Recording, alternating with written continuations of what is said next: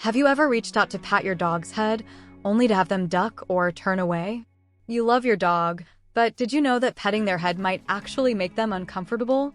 In today's video, we'll uncover why some dogs dislike head petting, what it means for their comfort, and better ways to show them love. Stick around to see if your dog truly enjoys head pats or secretly hates them. And don't forget to like and subscribe for more dog behavior insights. Chapter 1. Why some dogs dislike head petting. Not all dogs enjoy having their head touched, and here's why. 1. Instinctive reaction. Dogs rely on body language to communicate, and a hand reaching over their head can feel intimidating. In the wild, direct contact over the head could be seen as a dominant or threatening gesture. Even well-socialized dogs may instinctively flinch or pull away when a hand moves toward their head too quickly. This reaction isn't about trust, it's about instinct. Some dogs tolerate head petting because they've learned it's harmless, but others remain uncomfortable with it. Rescue dogs or those with past negative experiences may be even more sensitive. Instead of petting the top of the head, many dogs prefer gentle strokes under the chin, on the chest, or along the side of their body. 2. Sensitive nerve endings. A dog's head is packed with nerve endings, making it highly sensitive to touch. For some dogs, petting on the head can feel overwhelming, especially if it's firm or repetitive. This can be similar to how some people dislike having their hair or face touched too often. Overstimulation from head petting can lead to discomfort, causing dogs to pull away, shake their head, or even growl if they feel irritated. Dogs that are sensitive to touch in general, such as those with thin coats or certain medical conditions, may find head petting particularly unpleasant. Observing a dog's body language can help determine if they genuinely enjoy the interaction or are simply tolerating it. 3. Lack of visibility. Dogs feel more comfortable when they can see what's happening around them.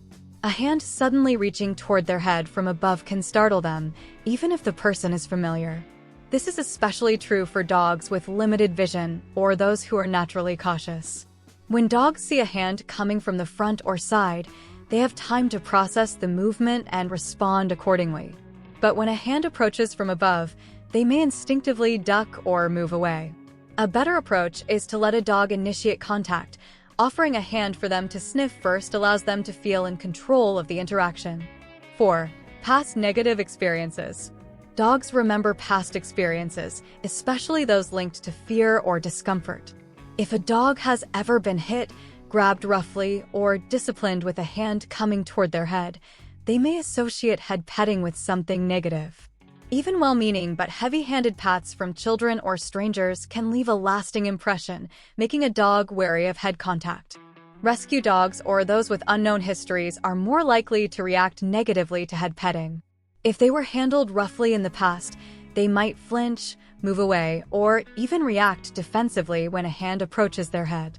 Building trust with these dogs takes time, and it's important to respect their boundaries. Instead of reaching for their head, start with gentle petting on their chest, back, or shoulders to help them feel safe. 5. Body language cues. Dogs communicate discomfort through subtle body language. If a dog ducks, turns their head away, lowers their ears, or stiffens when you reach for their head, they're signaling that they don't like it. Ignoring these signals can make them more anxious, potentially leading to stronger reactions like growling or snapping. It's important to respect a dog's signals rather than forcing interaction. Some dogs will tolerate head petting without reacting, but that doesn't mean they enjoy it. Instead, watch their response and focus on areas they do like being touched, such as the chest or sides. By paying attention to their cues, you can ensure interactions are positive and comfortable for them. Chapter 2. Better ways to show affection. If head pats aren't the best way to show love, what is? Here are 5 better ways to give affection that most dogs enjoy. 6. Scratch their chest. Many dogs find chest rubs soothing and comforting. The chest area has fewer nerve endings than the head, making it a less overwhelming spot to receive affection. A gentle scratch in this area can feel like a relaxing massage, helping a dog feel safe and connected to their owner. Chest rubs are also a great way to bond with a dog that may be wary of head petting. Since the chest is lower and more accessible, it allows the dog to see your hand approaching, reducing the chance of startling them. Scratching in the spot is especially effective during calm moments, like when your dog is resting or sitting beside you. 7. Rub behind the ears. The area behind a dog's ears contains pressure points that help release tension. A gentle rub in the spot can trigger relaxation, making it one of the best ways to comfort your dog. Many dogs will lean into the touch or even close their eyes, showing how much they enjoy it. Rubbing behind the ears can also be a great way to soothe an anxious dog. Since this area is linked to relaxation, gentle ear rubs can help calm them during stressful situations like vet visits or thunderstorms. Just be sure to use light pressure and avoid pulling on the ears, as they can be sensitive. 8. Gently stroke their back. A slow, gentle stroke along a dog's back or sides is far more enjoyable than a rough head pat. This type of touch mimics the way dogs naturally groom and comfort each other, reinforcing a sense of trust and relaxation. It's especially effective for bonding and helping a dog feel at ease. When stroking a dog's back, use smooth, consistent movements rather than quick or firm pats. Dogs tend to enjoy touch that is predictable and reassuring. Running your hand down their back while speaking softly can be a great way to show affection without overwhelming them. 9. Let them come to you.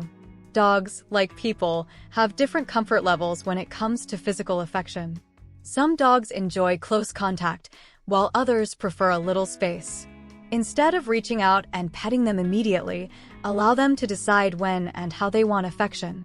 If a dog wants to be petted, they will often lean into you, nuzzle your hand, or place their head on your lap.